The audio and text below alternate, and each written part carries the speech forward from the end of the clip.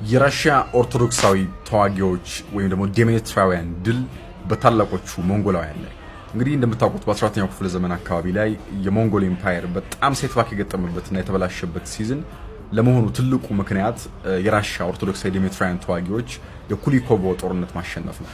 እንግዲህ መሰላችሁ ታሪኩ በጣም የሞንጎል ተዋጊዎች የሚባሉት የሞንጎል አዋጊዎች መሪዎቻቸው የሞንጎል ኤምፓየር የሚባለው ባይዘው በዓለም ሂስትሪ ውስጥ ወይ ደግሞ በዓለም ታሪክ ውስጥ የሞንጎሎች ገናናነት የማይሻር ነው። ግን ለምንድን ነው ለብዙ ሰዎች ሞንጎሎች ፌቨራይት ያሉት? በአንደኛው ምክንያት እንግዲህ እንድታውቋቸው በሞንጎል ሂስትሪ ውስጥ ከፍተኛ ተብለው አዋጊ ተብለው የሚነሱት ውስጥ አንዱ ሳቦታይና ጌንኪስ ካን ናቸው። እንግዲህ ሳቦታይና ጌንኪስ ካን ለምንድን ነው የማይደነቁት? ብዙ ሰዎች የነሱ ፌቨራይት ለምንድን ነው የማይሆኑት? አንደኛ ጨፍጫፊዎች ስለሆኑ የነሱ ሽንፈት ላይክ የሚሊተሪ ሎጂክ አልነበረም። ሰዎችን በመጨፍጨፍ ቤቶችን በማቃጠል አዲስ የሆነ ጄኔሬሽን ትውልድ እንዳይተካ በሚመስል መልኩ አጥፊ ስለነበሩ ለዚህም ነው ጌንኪስ ካንም ሆኑ ሳቦታይ ከሞንጎል ውስጥ እነ ታሙር ሙራዝንም ጨምሮ የፈለገ ጦርነቶችን ቢያሸንፉ ስቲል በዓለም ሂስትሪ ውስጥ ፌቨራይት ሆነው ሊወጡ አልቻሉም። በማን ነው? ምክንያቱም አጥፊዎች ስለሆኑ። ስለዚህ በዚህ ምክንያት እንግዲህ ለራሽያ 1380 የኩሊኮቮ ጦርነት የደረሳት ዕጣ ታሙር ሙራዝ ነበር ማለት ነው። እንግዲህ ታሙር ሙራዝ በሞንጎሎች ታሪክ ውስጥ በጣም በተዋጊነት ትልቅ የነበረ አጥፊ የነበረ በተለይ ደግሞ በሳይቤሪያ በኩልና እስከ ሚድል ኢስት ባለው ሚሽን ውስጥ the most role player እስከ ሚድል ኢስት እስከ መካከለኛው ምስራቅ ድረስ የሞንጎልን ኤምፓየር ስትሬች ለማድረግ እንዳይቀዛቀዝ በማድረግ ሚሽን የተሰጠው ሰው ነበር ማለት ነው።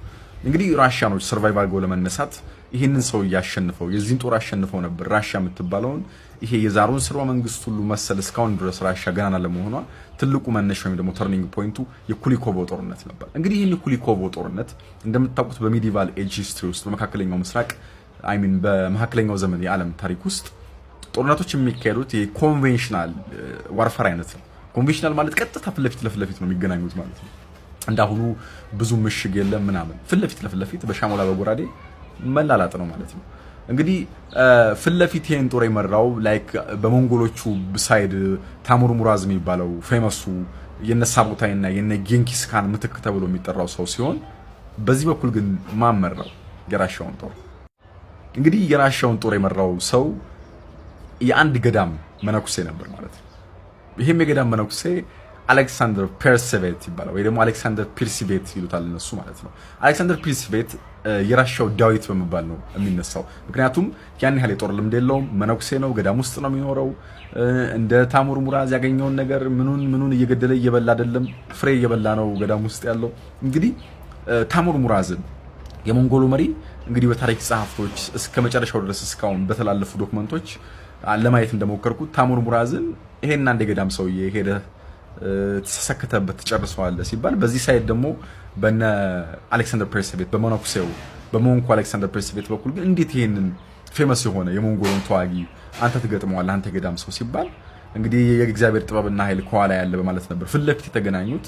ታሙር ሙራዝንም በስተመጨረሻ የራሻ ዴሜትራውያን ጦር ይሄ የያዘው በእጁ የራሻ ኦርቶዶክሳዊ ተዋጊዎች የዴሜትራውያኑን ጦር ደረቱ ላይ ሰንቅሮ አጋደመው። የ1380 ኩሊኮቮ ጦርነት ታሙር ሙራዝ ገና በመጀመሪያዋ የሻሞላ ምዝዣ ወይ ደግሞ የራሻ ኦርቶዶክሳዊ ዴሜትራውያን የመጀመሪያ ጦር ታሙር ሙራዝ ታዋቂውን የሞንጎል ኤምፓየር መሪን በመዘረር ነበረ ውጊያው የተጀመረው ማለት ነው። ከዚህ በኋላ እንግዲህ የራሻ ኩሊኮቮ ተዋጊዎች ኦርቶዶክሳዊ ዴሜትራውያን በጣም በግስጋሴ ነበረ በሙሉ የገባውን በታሙር ሙራዝ ሊመራ የነበረው የሞንጎላውያን እንግዲህ እንደምታውቁት ሞንጎሎች ልክ የመጀመሪያ መሪያቸው ሲገደል የመደናገጥ ባህሪ ያላቸው ባይዘው እና በሌሎቹ መሪዎቻቸው እንደተከሰተው ሁሉ ታሙር ሙራዝ ሲሞት ሲያዩ ጉልበት ከዳቸው።